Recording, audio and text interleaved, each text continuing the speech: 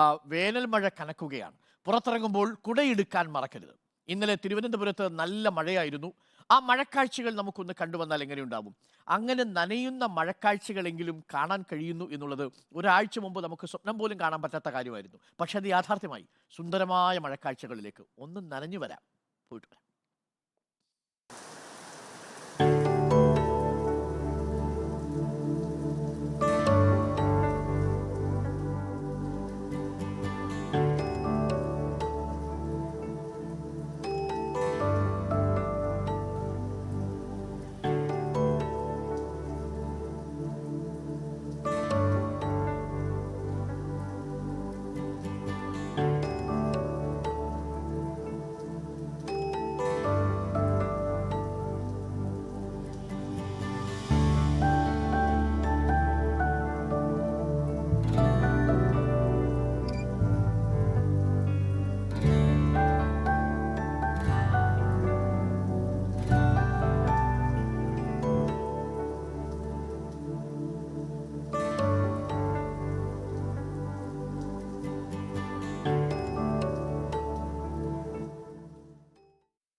പ്രിയപ്പെട്ട പ്രേക്ഷകരെ, എങ്ങനെയുണ്ടായിരുന്നു ആ മഴക്കാഴ്ച? ഈ മഴക്കാഴ്ചയൊക്കെ കാണുമ്പോൾ യഥാർത്ഥത്തിൽ നമ്മുടെ ഉള്ളിൽ ഒരു സന്തോഷം ഉണ്ടാവും അല്ലേ? ഈ പ്രളയമാകെ ഒരു ഘട്ടം കഴിയുമ്പോഴാണ് അയ്യോ ഇത് ദുരിതമായ മഴയാണ് എന്ന് നമുക്ക് തോന്നുന്നത്.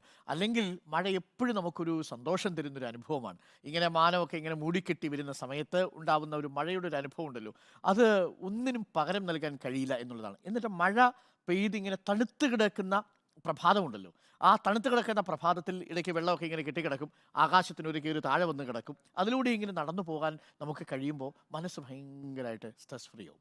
അപ്പോൾ അതുകൊണ്ടാണ് ആ കാഴ്ച പ്രേക്ഷകരിലേക്ക് നമ്മൾ എത്തിച്ചത്. തിരുവനന്തപുരത്തു നിന്നുള്ള കാഴ്ചകളായിരുന്നു പ്രിയപ്പെട്ട പ്രേക്ഷകർ കണ്ടത്. നിങ്ങൾ